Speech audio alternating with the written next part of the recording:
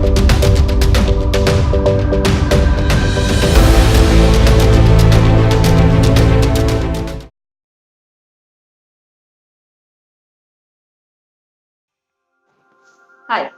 I'm Manisha. I'm a mental health professional, a counseling psychologist. So today I'm going to talk to you about mental health. What is mental health? Now, mental health is just as your physical health. Say, suppose you are suffering from a fever. You know you're physically not okay, so you go have some hot water or you go to a doctor. Now, mental health is when you know your mind is not okay.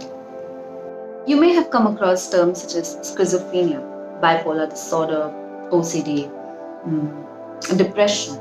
Now, these are mental illnesses, just like heart attack and cancer, that is physical illnesses. Mental health comprises of your feeling, your thinking, your moods, your emotions. We need to understand that these four things are under our control, and having the right balance is important because our behavior reflects upon these four. Now, having negative emotions and feelings such as feeling angry, feeling resentful, feeling low is also normal, like feeling happy or feeling excited, feeling content. A good mental health is when we know that the negative emotions and the positive emotions coexist. A good mental health is when we are aware that we are not okay. It is on a day-to-day basis, and it is when we know that we need to do something about it so that our mind can come back to its normalcy. In fact, I just got back from a break, and I can't tell you how much happy I feel now. If I hadn't taken that break, I would not have come back to my normalcy and given this video, shared my knowledge with you. It is normal to take a mental break. It is normal to feel mentally not okay. Let's break the stigma. Let's start looking after ourselves. Thank you. Thank you. Mental health includes psychological, emotional, and social well-being. It affects the way you think, feel, and act. Life is full of ups and downs. Whenever life throws a big challenge on you, some of you may not be able to cope up with it. You may experience anxiety or depression. Whenever people experience such mental health issues, they hesitate to seek external help because of the stigma attached to it. Mental illnesses can be cured.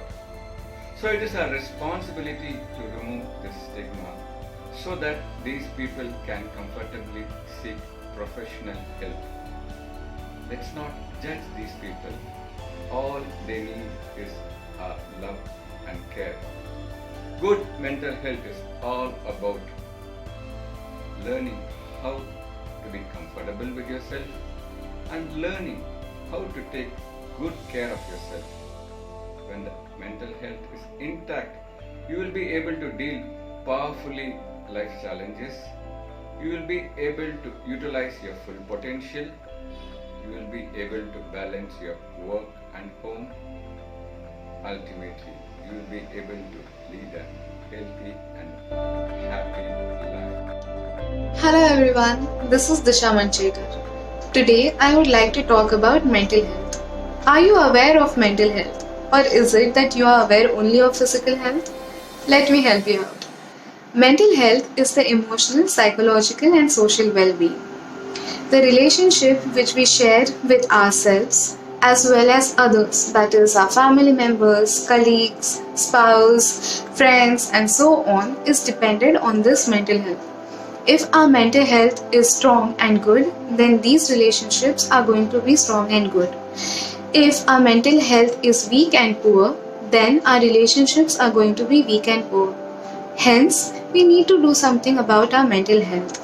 We need to eat healthy thoughts and also exercise them so as they remain healthy throughout. If you feel that you are unable to cope with any mental health issue, be it behavioral or emotional, then I really urge you to come ahead and seek professional help. Do remember that the stigma lies only in our head. The stigma does not revolve around seeking any professional help. Make a wise choice. 10th October is World Mental Health Day. The theme for 2019 is working together to prevent suicide. According to the World Health Organization, one person loses their life to suicide every 40 seconds. Not only is this tragic, but it's also unnecessary, given that suicide is preventable. One of the leading causes of suicide is mental illness, for example, mood disorders such as depression and bipolar mood disorder. Some of the other factors that contribute to suicidal behavior are increased misuse of substances, trauma, extreme stressful life events such as the loss of a job, the loss of a loved one, or divorce, for example. Suicide is preventable and help and treatment is available. What's really important are to identify the signs of someone that is struggling, or to identify if you were struggling yourself. Sometimes we hear comments such as the person is just looking for attention. This is not good enough to ignore them. If anyone expresses that they're struggling to cope or they feel that life is not worth living, it means that they need help, and professional help is available. Your genuine care, compassion, and empathy for others could really change your life. This World Mental Health Day, we urge you all to dedicate at least 40 seconds to helping destigmatize suicidal behavior. The way to do this is to talk about it, to post about it, and increase awareness on social media and amongst others around you. Your genuine care and compassion can truly save a life. I'm Dr.Era Dutta. I'm a consultant neuropsychiatrist, therapist, and a life coach by day. And I'm a mental health ninja warrior 24/7. Stick around till the end if you want to know more about suicide. It may sound like a very boring and a very mundane or a morose topic, but trust me, it's important to educate yourself about suicide and other mental health issues. Let me tell you the top 5 myths that people have about suicide. People who threaten for suicide are just doing for attention. This is one of the biggest myths out there. People feel that they're only threatening that they'll hurt themselves, but you never know. The line is really thin and bleak. Always take a suicidal threat seriously. Women attempt suicide more than men. While there is some truth in it that women do attempt more suicide than men, but men are more likely to complete a suicide, which means that they're more likely to adopt more lethal methods to actually end their lives. Talking about suicide may actually implant the idea in someone's head that they can actually hurt themselves. This is my favorite myth, because there is no such thing as when you talk about something, it will actually go into your head and you will execute it. In fact, it opens up doors to talk about mental health, about suicide, about depression, and about wellness. Media spreads rumors, and media is encouraging people to commit suicide. This is another popular myth. In fact, media is giving us a method to talk more about suicide. Of course, awareness is the only way that we can attack this problem. And finally, my favorite. Children cannot think or even attempt suicide. Read the newspapers. There are kids, there are school students, youngsters who are attempting suicide these days. And no, it's not because it's new. It's always been there, because mental health is for all. It just does not discriminate. After all, we should spread only facts about mental health and not myths. Hi, my name is Sweta, and being a mental health professional, I believe that one of the most pressing problem right now as a country that we are facing is the rising number of suicides that are happening every day, every month, every year. So the only message that I would like to give across to people is that when you realize, or when you have the thought that you want to end your life, or the life is not worth living, just remember one thing, that everybody has a purpose, and even if you're not able to find what your purpose is, this life is not worth giving up just like that. You might be depressed, you might be feeling helpless, feeling hopeless, feeling worthless, but remember one thing, that there are people who love you, and all you need to do is seek out for help, and seeking out for help is actually a sign of strength.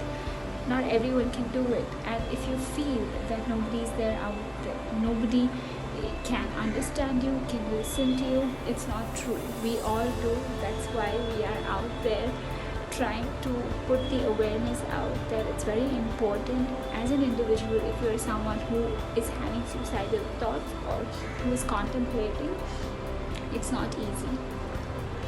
I cannot probably imagine what is going on in your head, but all I can say is that we as mental health professionals, we as people who belong to thoughts or who is contemplating, it's not easy. I cannot probably imagine what is going on in your head, but all I can say is that we as mental health professionals, we as people who belong to this community, who want to reach out to the ones in need, just remember one thing: it can't be undone. It's a very huge step, and no one, including you, should have to go through that.